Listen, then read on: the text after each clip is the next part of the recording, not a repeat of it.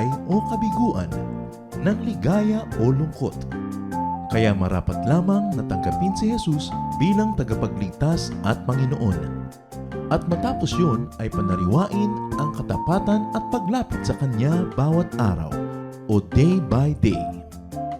Ang day by day ay naglalayong umalalay sa pang-araw-araw na pamumuhay.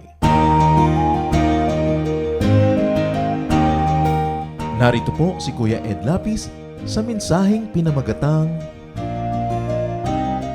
All in the Family.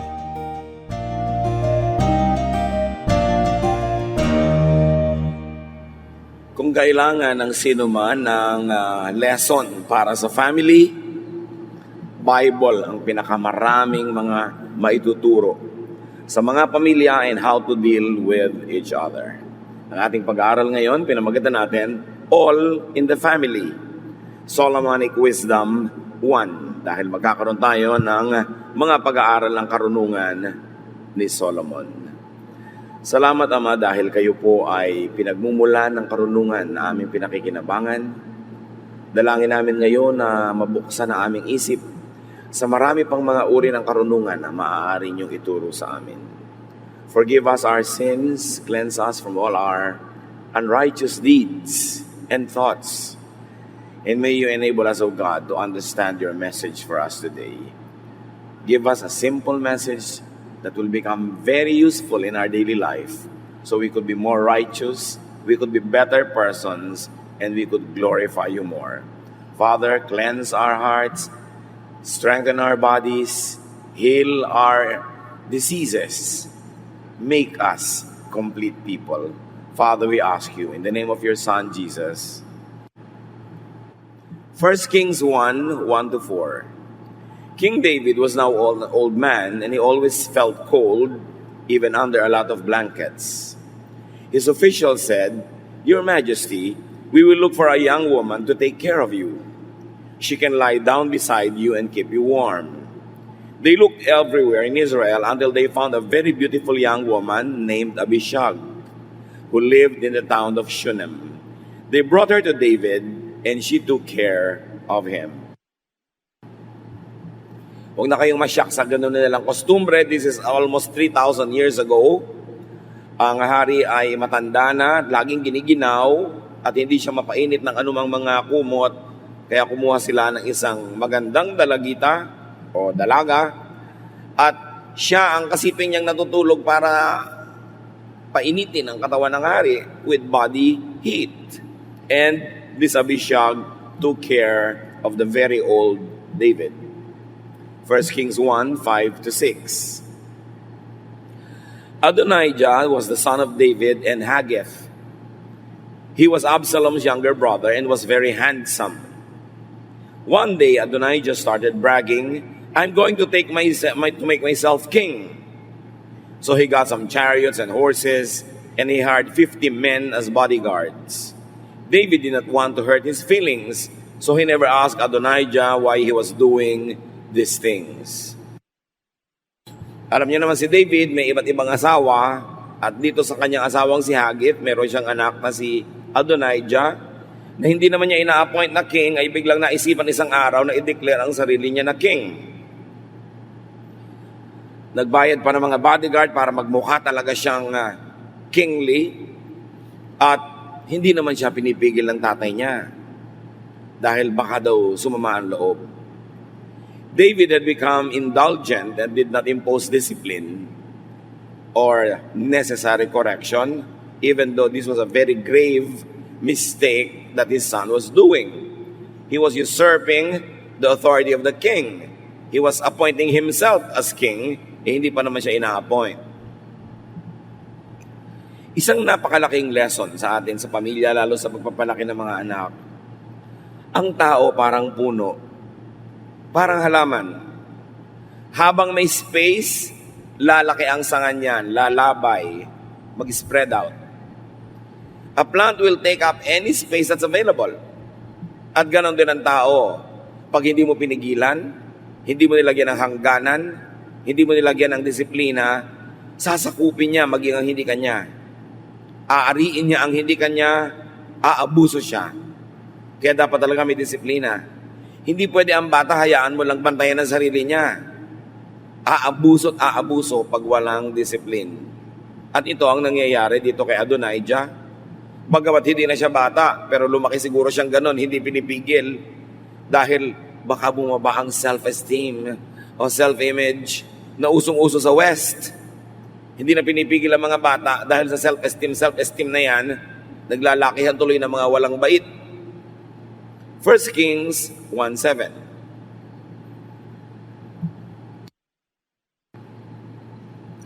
Adonijah met with Joab, the son of Zeruiah, and Abiathar, the priest, and asked them that they would help him become king. Both of them agreed to help. Hindi siya sa tatay niya humingi ng tulong, kundi doon sa isang strongman, si Zeruiah, at si Abiathar na priest para talagang magmukhang legitimate ang ginagawa niya. Kailangan may priest, may anointing, but he was doing this behind the king's back. So he needed legitimizers, he needed deodorizers. At lahat ng mga illegitimate regimes, lahat ng mga power grabbers, kailangan nila yan, legitimizer. Kailangan may chief justice doon, kailangan may bishop doon, para magmukhang tama ang ginagawa nila, kahit mali. Kahit nagpa-power grab ang mga tao, pag isuswerin na sila, kailangan may chief justice o kahit sinong justice na lang dyan. At kailangan may mga bishop para mukhang tama ang ginagawa. Kahit sa bansa natin, nangyayari yan. 1 Kings 1:8. But Zadok the priest, Benaiah, Nathan the prophet, Shimei, Ray, and David's bodyguards all refused. So the people who were close to the king refused to participate in this charade. They refused to join the circus. Meron silang paninindigan, and obviously now there was going to be division in the kingdom. 1 Kings 1:9-10. Adonijah invited his brothers and David's officials from Judah to go with him to Crawling Rock, where he sacrificed some sheep, cattle, and fat calves. But he did not invite Nathan, Benaiah, David's bodyguards, or his own brother Solomon. So itong nangaagaw ng trono, hindi naman niya inimbita yung alam niyang hindi niya kapanalig. Ang niyaya lang niya yung mga konsentidor sa kanya. And to further cloak his power grab with a sense of legitimacy, naglagay pa siya ng mga offerings, mga sacrifices. 1 Kings 1:11-14. When Nathan heard what had happened, he asked Bathsheba, Solomon's mother, o ibang wife naman ito, si Bathsheba, nanay ni Solomon. So si Solomon at saka si Adonijah, half-brothers. Have you heard that Adonijah, the son of Haggith, has made himself king? But David doesn't know a thing about it. You and your son Solomon will be killed unless you do what I tell you. Go, say to David, you promised me that Solomon would be the next king. So why is Adonijah now king? While you are still talking to David, I'll come in and tell him that everything you said is true. So the advisor of the king, the prophet Nathan, went to Bathsheba because he knew that David wanted Bathsheba's son, Solomon, to be king. At sabi niya, pumunta ka sa king, sabihin mo yung nangyayari, at bibigyan kita ng follow-up, susuportahan kita. Susunod ako. So yun nga ang nangyari. She obeyed that very sound counsel. 1 Kings 1:15-21. Meanwhile, David was in his bedroom where Abishag was taking care of him because he was so old. Bathsheba went in and bowed down. What can I do for you? David asked. Bathsheba answered, Your Majesty, you promised me in the name of our Lord your God that my son Solomon would be the next king. But Adonijah had already been made king and you didn't know anything about it. Your Majesty, everyone in Israel is waiting for you to announce who will be the next king. If you don't, they will say that Solomon and I rebelled. They will treat us like criminals and kill us as soon as you die. Alam na alam nitong si Bathsheba ang mangyayari sa kanila mag-ina pag natuloy maging hari si Adonijah at namatay na si David. Kaya kailangan kumilos sila agad. 1 Kings 1, 22-24. Just then, Nathan the prophet arrived. Someone told David he was there, and Nathan came in. He bowed with his face to the ground and said, "Your Majesty, did you say that Adonijah would be king?" Ang ganda ng pasok niya, patanong. Sinabi niyo ba na magiging hari talaga siya? It was a very diplomatic entry. A question, very polite. Hindi siya nagsabing, hindi niyo alam nangyayaring ganito, ganyan. Because he was talking to the king. Remember, when you talk to the king or any form of a king or a leader or somebody important, do not tell, do not preempt, and do not outwit kings. Kahit ang mga Chinese emperors nung araw, pag may mga advisor sila, the advisor does not give perfect advice. Nilalagyan niya ng konting mali ang ina-advise niya, konting pangit. Para yung emperor, pupunahin yung pangit at mali, i-correct niya, magmumukha ngayon yung emperor na matalino at hindi pinangunahan lang. Alam niyo yung mga nangunguna sa mga leader, yung lagi ka nagmamagaling, lagi mong pinuprove na alam mo, nawawala ka sa court, nalalayo ka sa kusina. Kailangan marunong kang magpahalaga doon sa mahalagang tao na hindi pag nag-offer ka, nag-suggest ka, ang galing-galing na agad, wala na siyang maidagdag, mayayamot lang siya sa'yo. Walang natutuwa sa mga sobrang nagagaling-galingan. Kaya pagka ang kaharap mo, makapangyarihan, pakita mo magaling ka, na ibig sabihin meron kang saysay, pero wag sobra. Hayaan mo siyang may ma-correct, may maituwid na kapraso dito, kapraso doon, para yung ego niya bilang leader, hindi naman masaktan. At yun ang pasok nitong si Nathan. Did you say that? Patanong. 1 Kings 1:27. Did you say they could do this without telling the rest of us who would be the next king? So another form of question. Verses 28-30. David said, "Tell Bathsheba to come here." She came and stood in front of him. So obviously, when the prophet arrived, Bathsheba left. And then Bathsheba was called again. Then he said, "The living Lord God of Israel has kept me safe. And so today I will keep the promise I made to you in his name. Solomon will be the next king." What is one major lesson here, brothers and sisters? Remind people of their promises. Kailangan ipaalala. Collect promises made to you. Kaya mga wives, kung nakakalimot na yung mga husbands sa pisinumpaan nila sa harap ng altar, ipaalala nyo. Ganon din yung mga husbands. Meron tayong mga commitment sa isa't isa. Pag nakakalimot, ipaalala nyo, huwag nyo hayaang matagal na nalilimutan. Sabi nga ng matatanda, ang paalala ay gamot sa taong nakalilimot. At para naman sa ating lahat, remember and keep your promises. Promises are sacred. Break promises only if suddenly you realize that the execution could be wicked or could be very bad to some parties. So dun ka palang pwedeng umatras. Pero ang pangako ay pangako. Dapat yan tinutupad. 1 Kings 1:32-35. Then David said, "Tell Zadok, Nathan, and Benaiah to come here." When they arrived, he told them, "Take along some of my officials and have Solomon ride my own mule to Gihon Spring. When you get there, Zadok and Nathan will make Solomon the new king of Israel. Then after the ceremony is over, have someone blow a trumpet and tell everyone to shout, 'Long live King Solomon.' Bring him back here and he will take my place as king. He is the one I have chosen to rule Israel and Judah. So malinaw ang instruction. Tabunan yung ginawa ng kanyang kapatid. In a more elegant and more official way, declare Solomon king. So verses 38 to 40, Zadok, Nathan, and Benaiah left and took along the two groups of David's special bodyguards.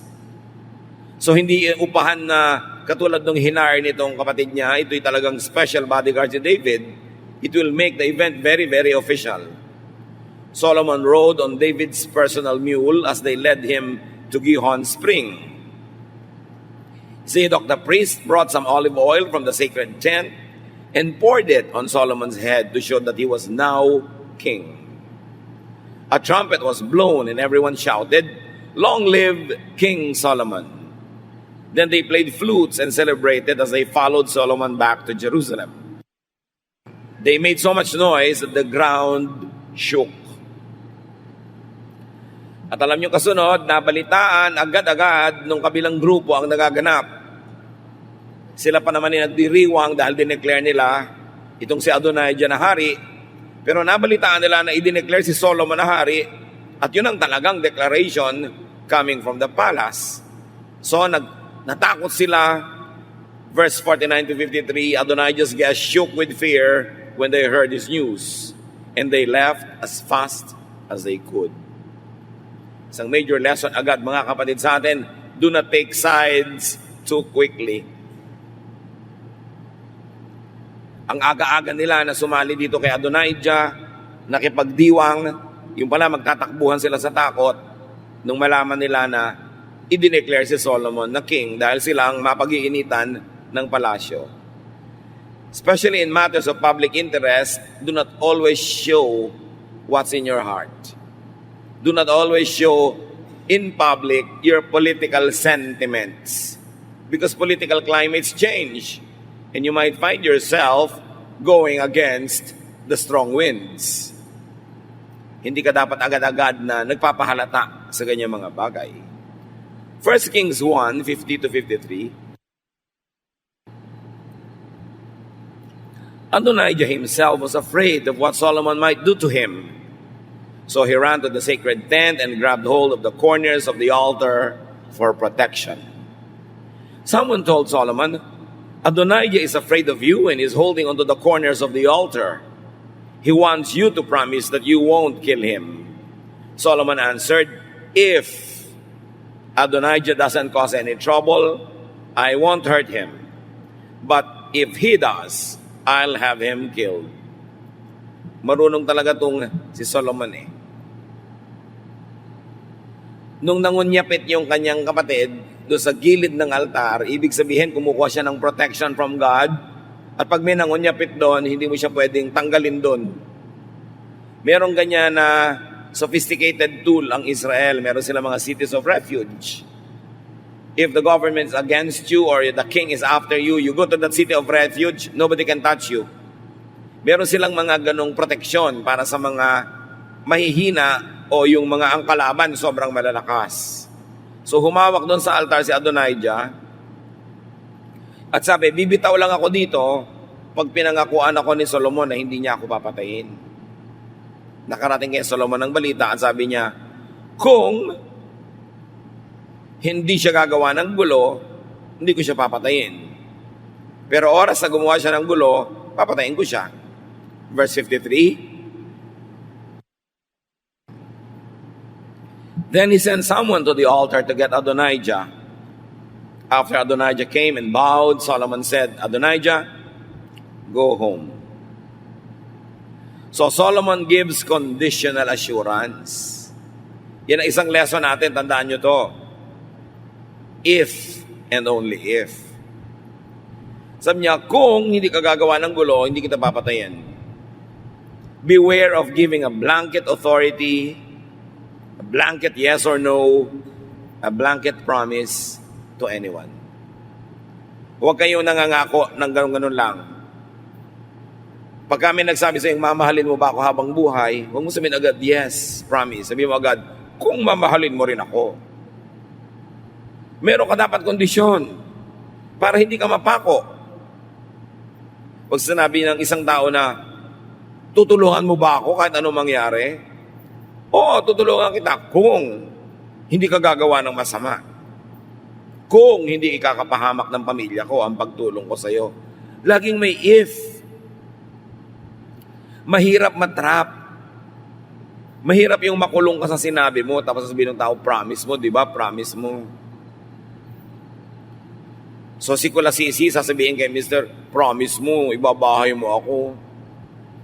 Buhay pa yung asawa ko. If, dapat. No? Yung mga ganon. Hindi yung wala man lang if. So, nakauwi ng maluwalhati yung Adonijah na to. Mga kapatid, you must have a way out of unforeseen entrapments.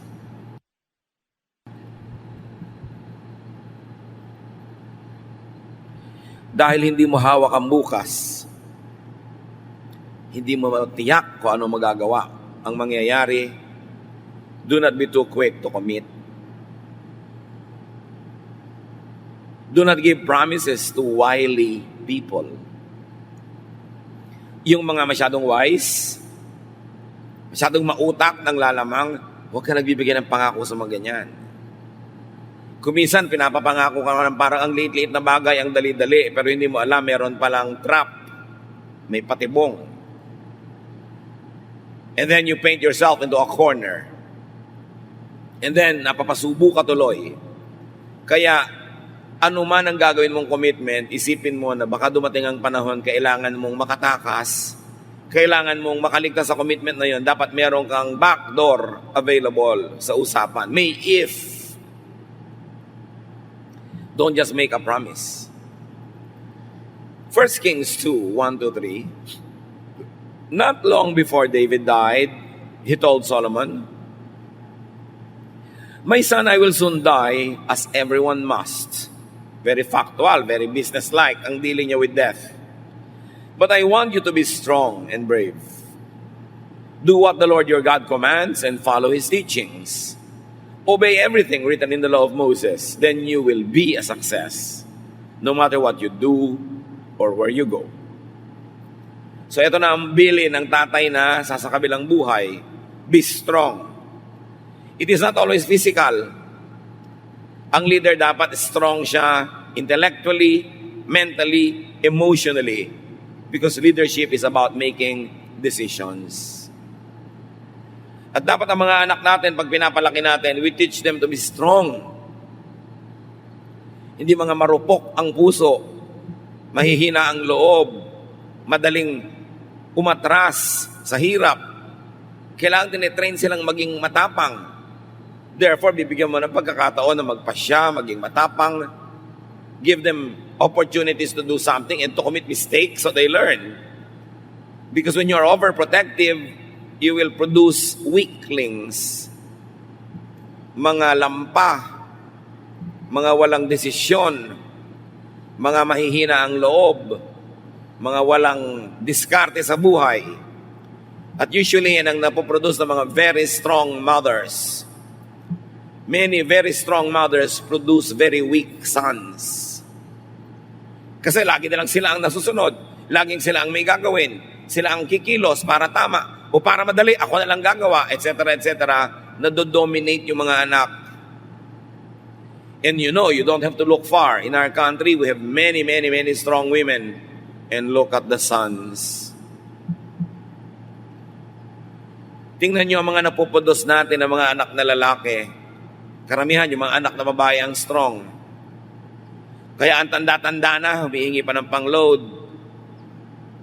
Ang tanda-tanda na, wala pang hanap buhay. Mami, pengeng pang-load. Nung tingnan mo, 50 anyos na pala. Mag-aasawa, hindi mapakain ng asawa, hindi mapaaral ang anak. Wala nang hanap buhay, mambababae pa. Magda-drugs pa, maglalasing pa, may bisyo pa, hindi naman ma-afford ang sariling bisyo. We produce so many weak sons in this country.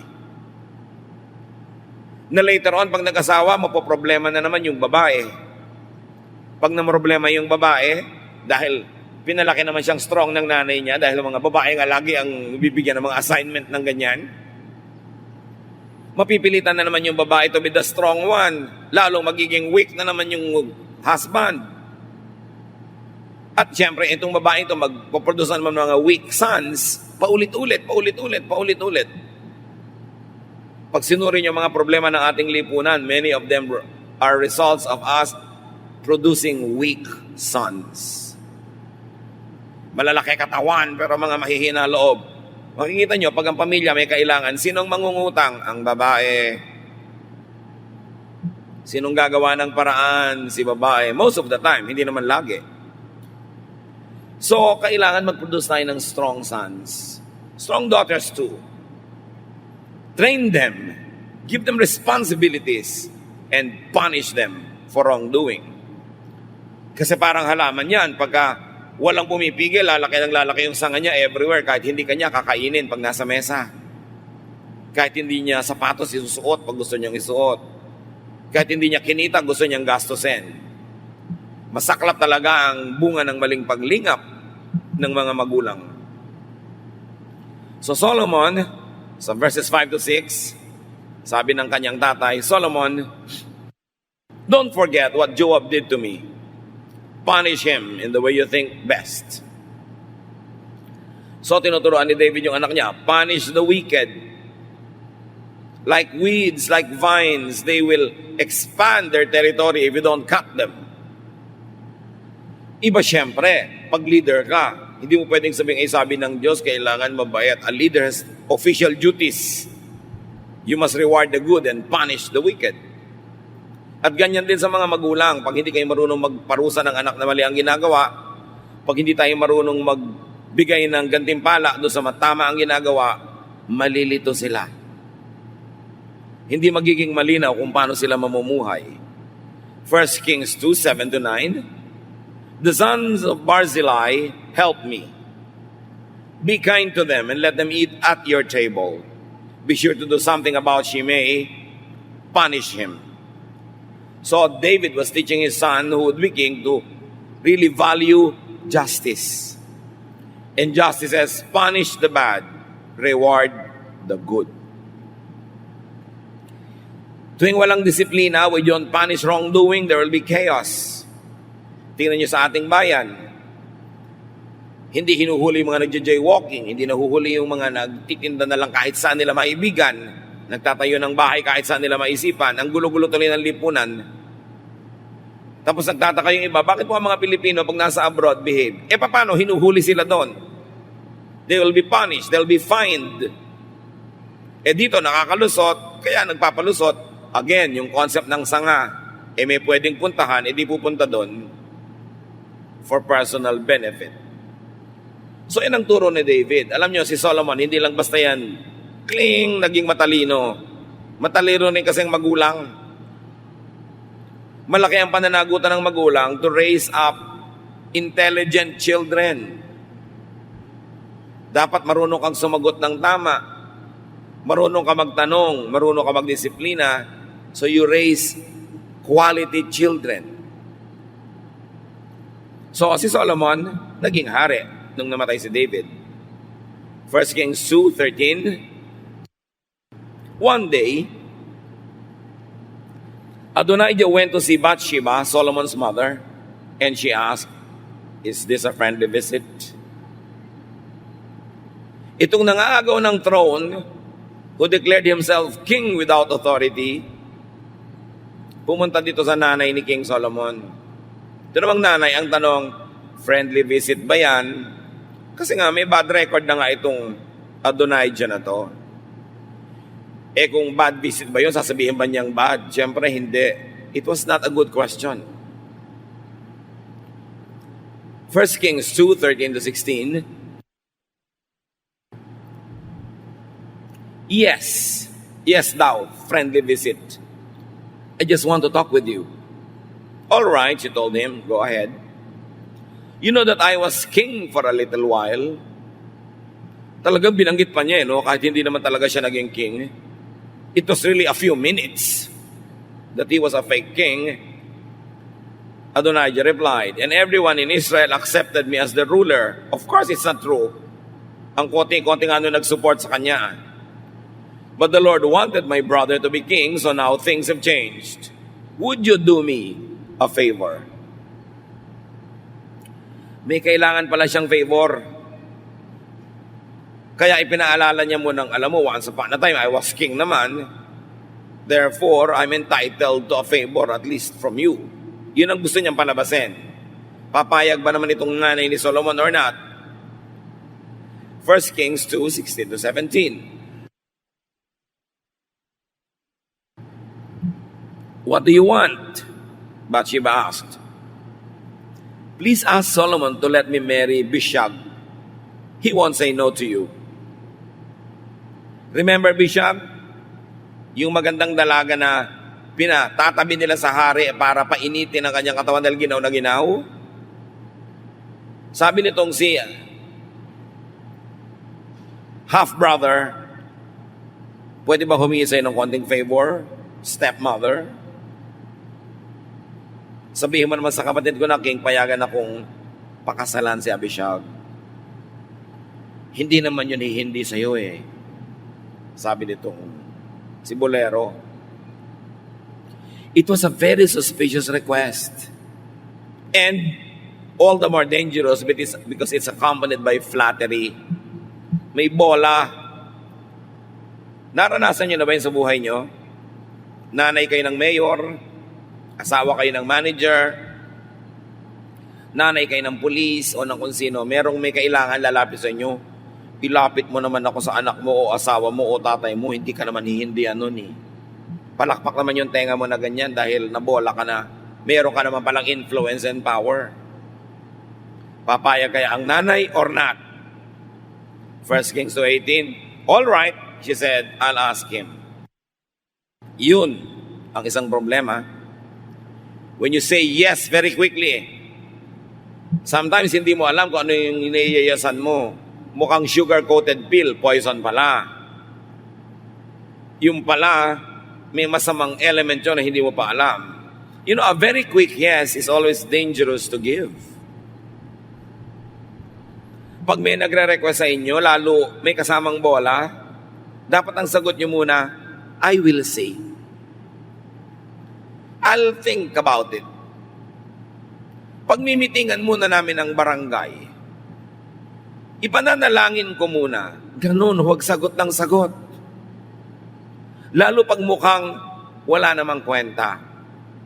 Kasi lahat naman ng nandadaya, mukhang wala namang kwenta. Kasi kung ipapakita na lang may kwenta, di hindi ka madadaya. So dapat maingat ka na. Flattered, the clueless woman would bring the treacherous request to her son. Those who can't go to the king, go through the king's mother.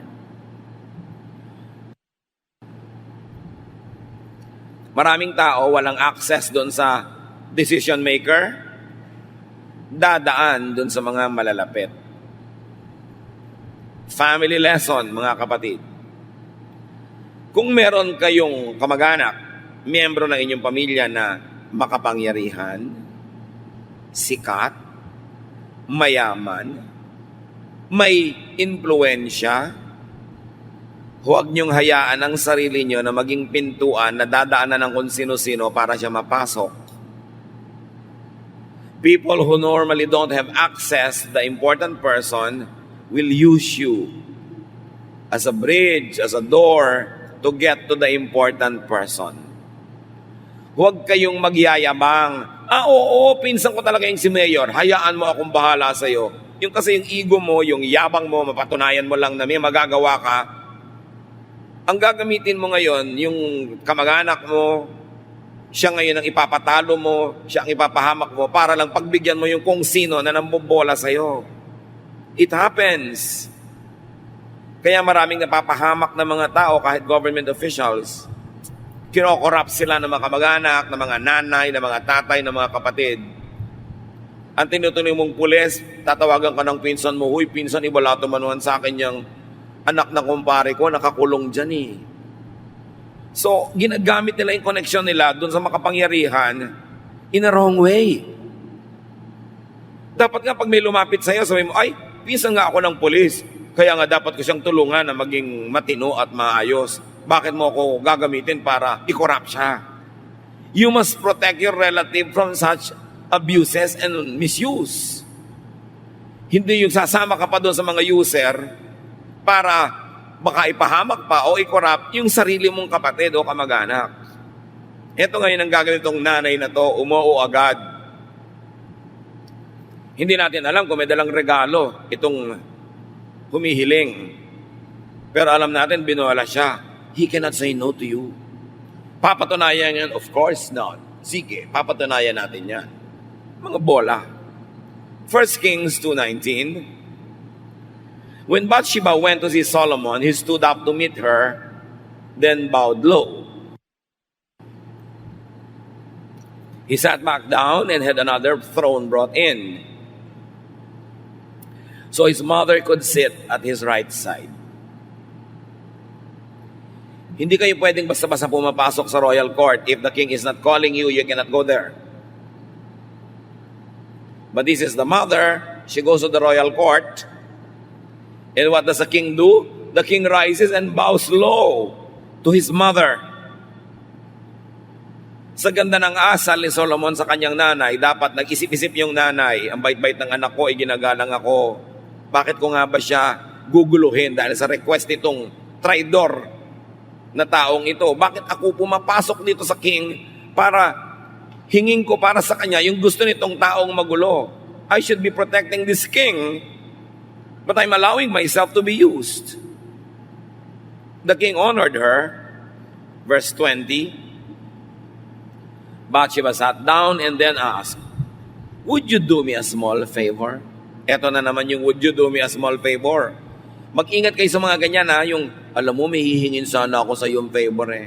Ano yon? Ganun dapat ang sagot, no?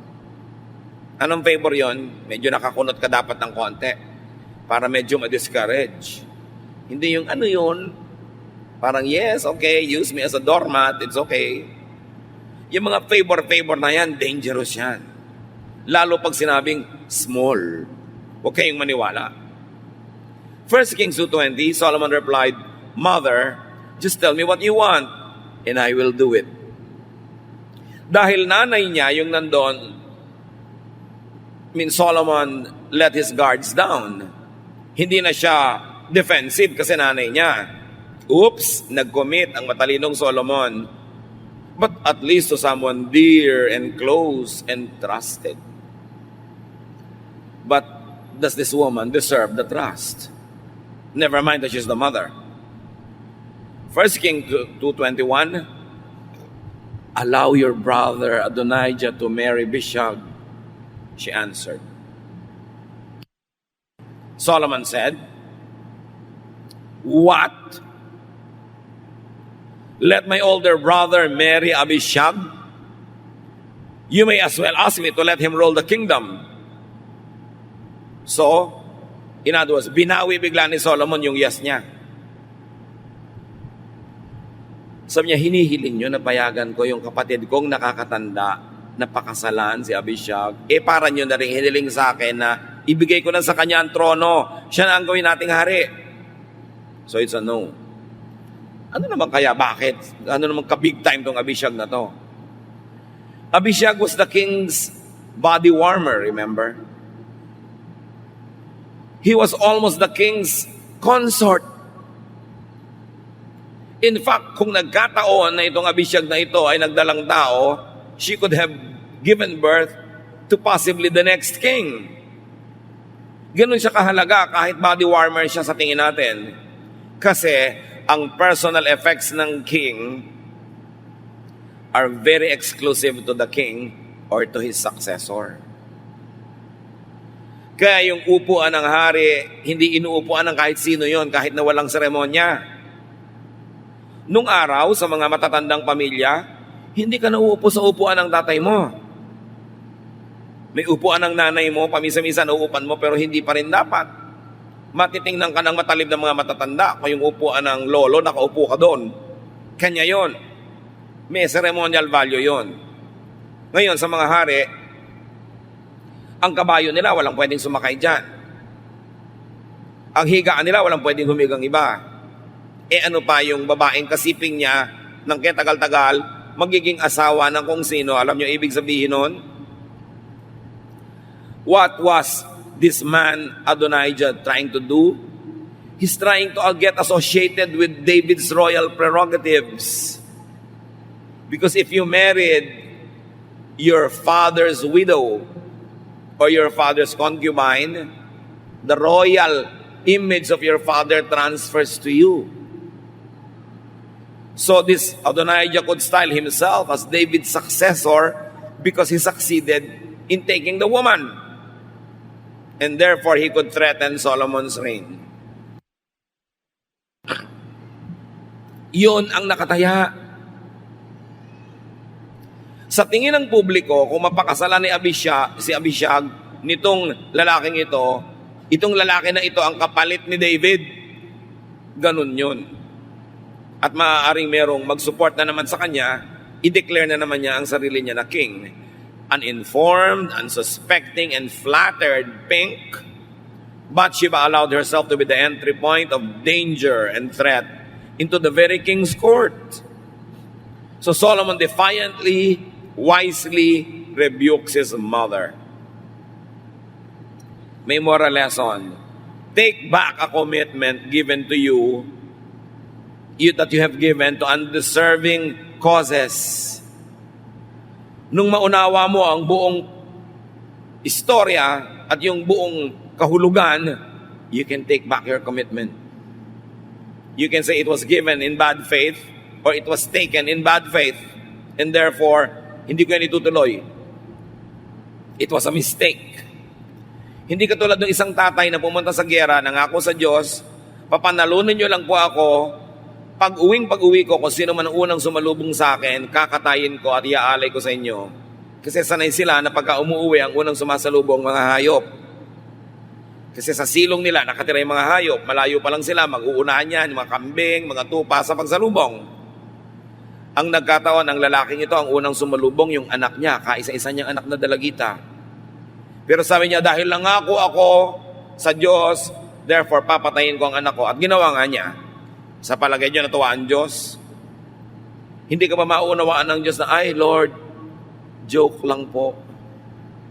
Kasi hindi ko naman sukat na kalaing anak ko ang biglang susulpot. Huwag kayong mamatay, magpakamatay sa pagtupad ng isang pangakong pwede niyo naman bawiin dahil alam niyo, ang sama-sama pala ng magiging bunga.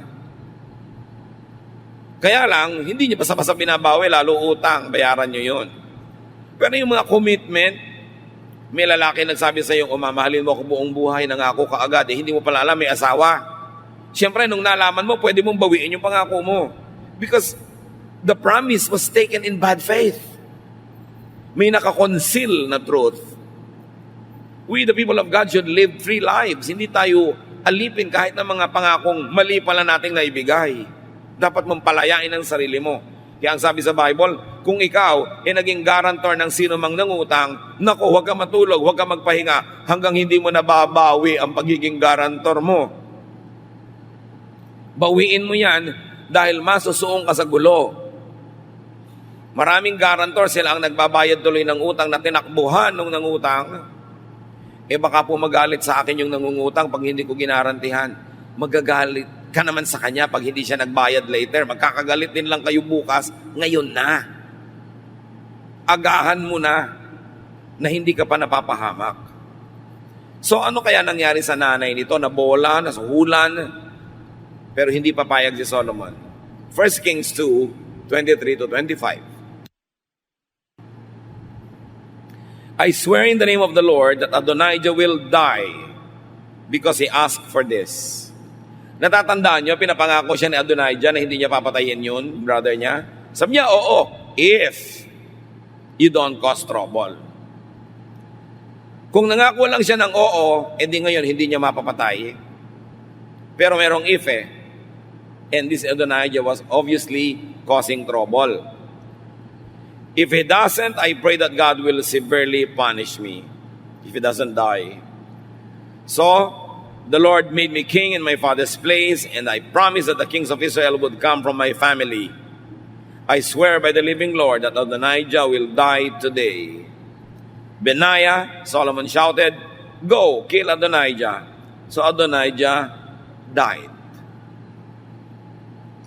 Huwag na natin isipin yung moralidad ng ginagawa nila. Ganun talaga yung mga royal family.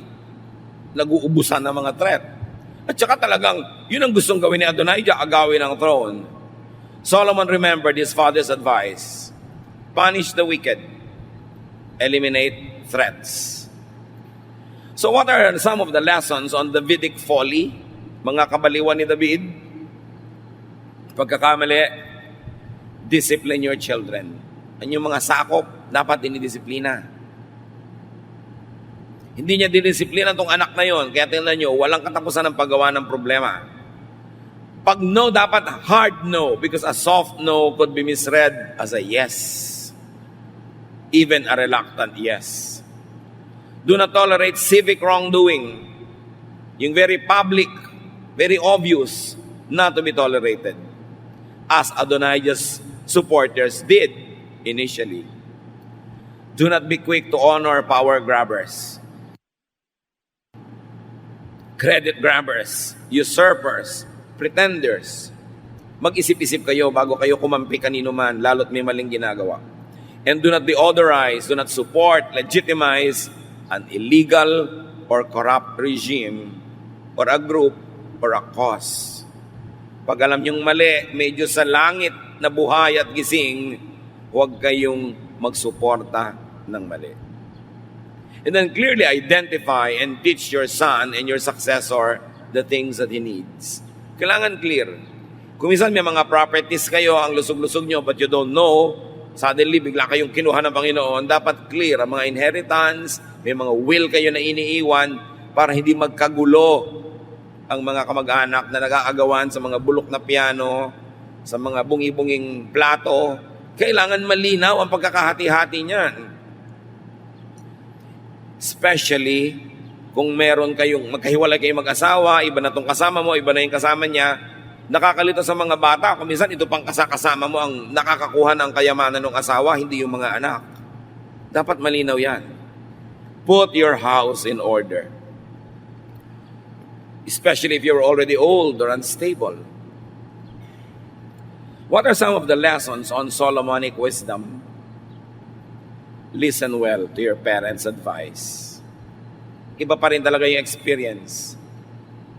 Obey wise advice, like David's advice. Reject foolish advice, like Bathsheba's advice. Hindi ko mo nanay o tatay, tama ang advice, tama ang hiling. Solomon rejected the wrong advice, the wrong request. You may do that. Our human relationships will be subordinated to truth. Kung ano yung totoo, kung ano yung mabuti, yun ang dapat manaig. Do not grant unwise requests, even if such came from your mother, or father, or brother, or husband, or whoever. Wrong is wrong, wherever it comes from. So parents, family, and friends, protect your relative, the king, the leader, the official.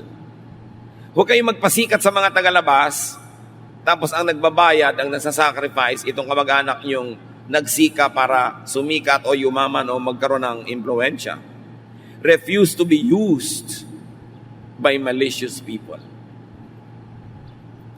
Do not be an access to the king, to the leader, to the official, and then benefit those who have nothing to do with this hard work.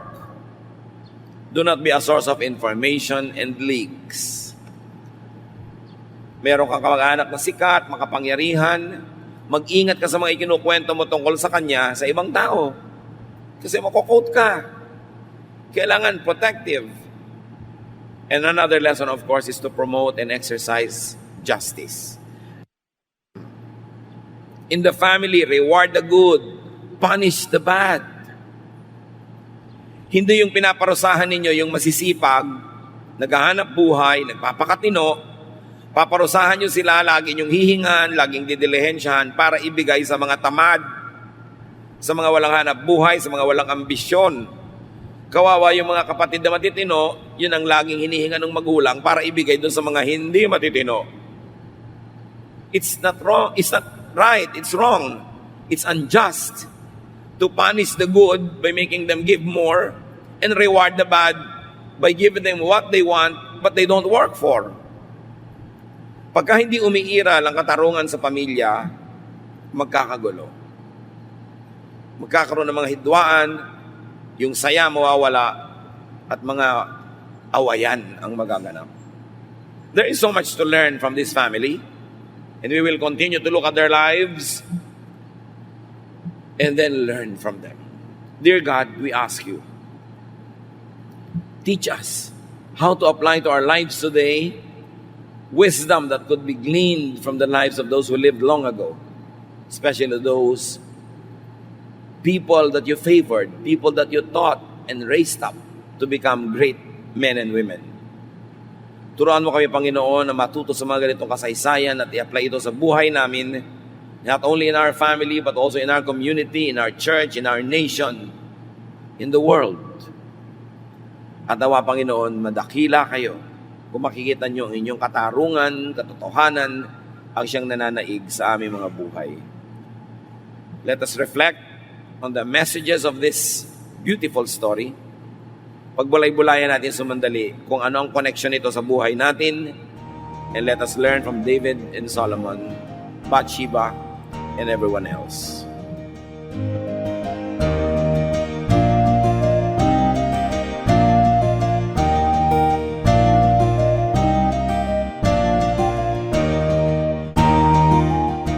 Ang katatapos pong mensahe ni Kuya Ed Lapis ay pinamagatang All in the Family.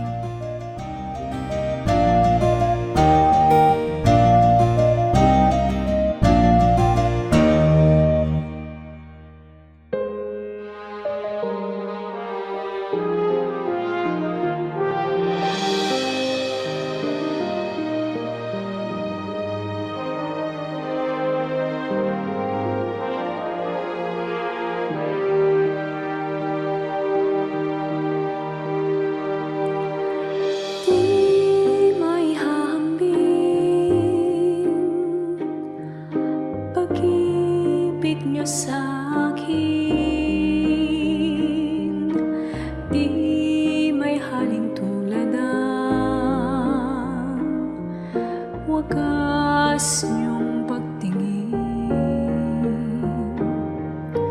ang iyong pagmamahal, sadyang walang hadlang, wala sa kalagayan at katayuan.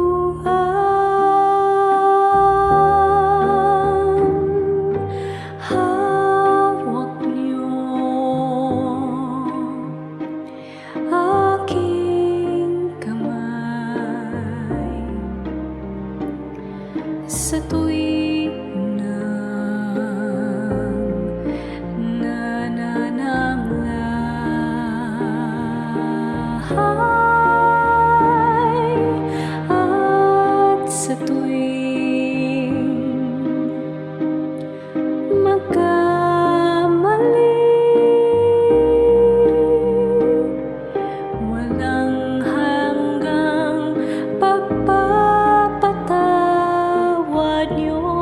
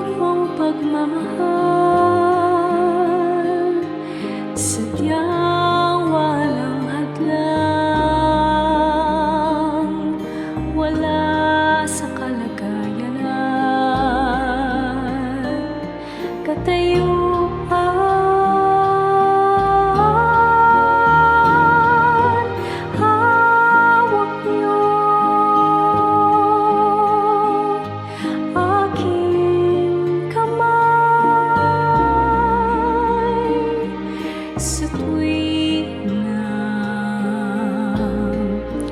nananamlay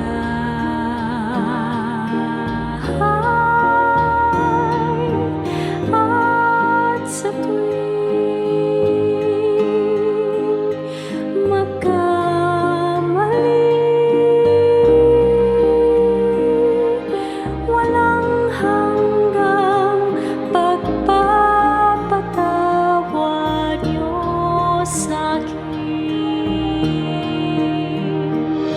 Sadyang di mapigil ang kabutihan niyo, kahit tumigil pag-ikot ng mundo. Sa'king kahinaan di magbabago, pag-ibig niyo sa'kin laging naririto.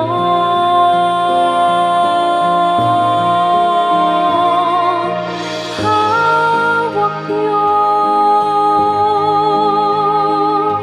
aking kamay sa tuwing nananamlay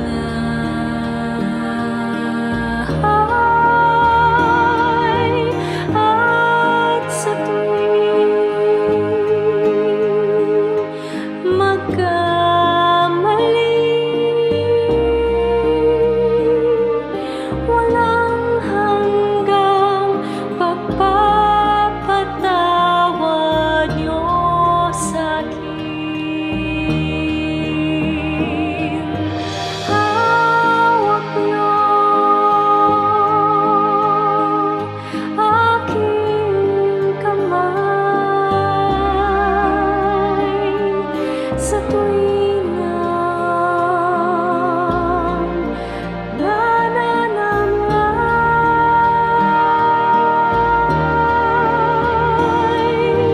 at sa tuwing magkamali,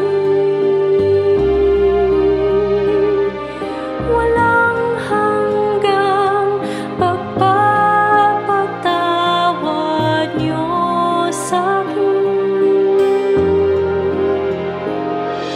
Walang hanggang pagpapatawad niyo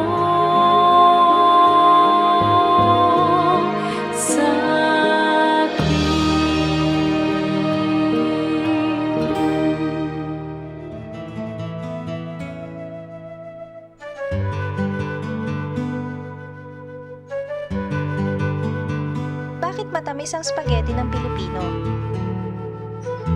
Yung spaghetti naman talaga, maasim yan eh. Sinisikmura naman ang Pilipino kung kakain nun. So anong gagawin niya sa spaghetti? Tatamisan niya, ibabagay niya sa kanyang panglasa. Akala ng mga tao, westernized ang Pilipinas. No. Westernization is just a thin veneer. When you scratch on that very thin surface, you will find the indigenous Filipino alive and kicking. Tulad ng spaghetti. Iniiba natin ang mga dumarating, pinababagay natin sa ating panlasa, and it is a tool to survive. And sometimes not only to survive, but also to prevail. So, gusto nating matamis ang spaghetti, tamisan, Pinoy eh.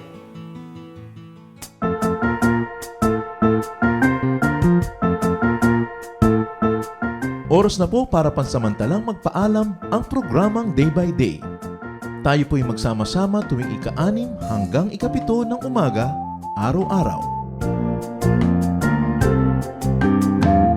Magandang umaga po at mabuhay ang Panginoong Hesus!